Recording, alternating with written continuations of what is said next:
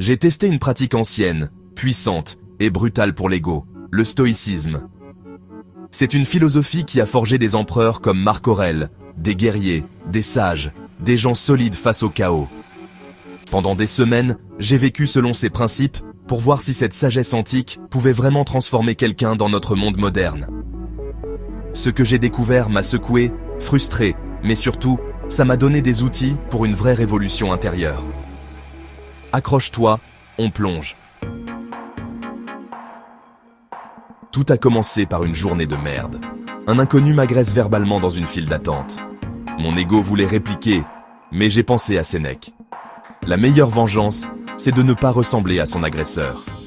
J'ai respiré, choisi le calme, et le conflit s'est éteint. Ce n'était pas de la faiblesse, mais une force immense. Maîtriser son silence, ne pas laisser le chaos extérieur devenir chaos intérieur. Ce jour-là, j'ai gagné contre mon impulsivité. Le calme n'est pas un vide, c'est un bouclier. Peu importe la tempête, à l'intérieur, tu restes solide. Première leçon, le vrai pouvoir, c'est la maîtrise de soi. J'ai compris qu'on s'épuise à vouloir contrôler l'incontrôlable. Météo, retard, opinion des autres. Épictète disait « Il y a ce qui dépend de nous et ce qui n'en dépend pas ». La clé, c'est de se concentrer sur nos actions, nos jugements, et d'accepter le reste avec sérénité. Un rendez-vous annulé, je me concentre sur ce que je peux faire maintenant. Une critique, je choisis ma réaction. En lâchant prise, j'ai trouvé une paix intérieure inédite. Fini l'anxiété, fini la frustration. Tu deviens un arbre enraciné, stable, malgré la tempête. Comment changer concrètement? Par la discipline. Pas la discipline militaire, mais celle qui muscle l'esprit au quotidien.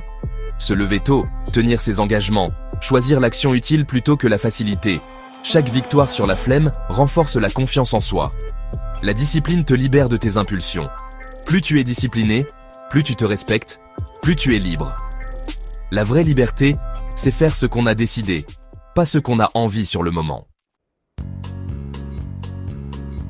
Dans un monde saturé de bruit, le stoïcisme m'a appris la puissance du silence.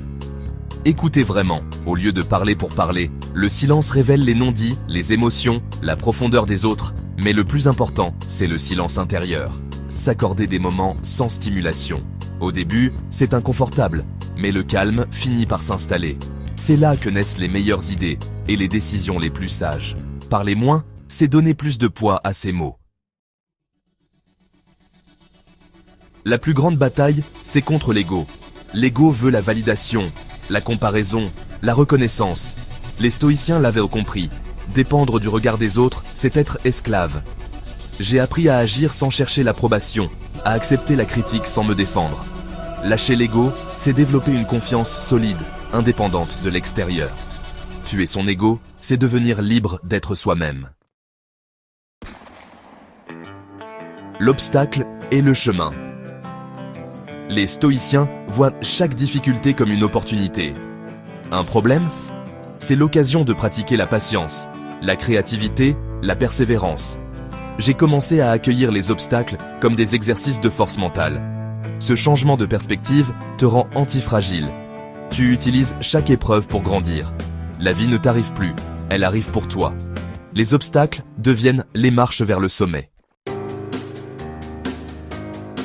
Memento mori. Souviens-toi que tu vas mourir. Les stoïciens se rappelaient chaque jour que leur temps était compté, pour donner de la valeur à chaque instant. Penser à la mort pousse à l'action, à l'essentiel. Les petits tracas s'effacent, la peur de l'échec diminue. Tu veux vivre sans regret, construire un héritage de caractère. La vraie défaite, c'est de ne pas avoir vraiment vécu. Le stoïcisme te détruit pour mieux te reconstruire. Il t'envoie au front contre tes excuses, tes habitudes, ton ego. Mais si tu l'embrasses, tu deviens un roc, libre, stoïque. Ce n'est pas une solution miracle, mais un travail quotidien. C'est le chemin vers une liberté intérieure inébranlable. Si tu veux apprendre à mieux penser, mieux vivre, abonne-toi et commence ta transformation. Écris en commentaire. Je choisis la force intérieure.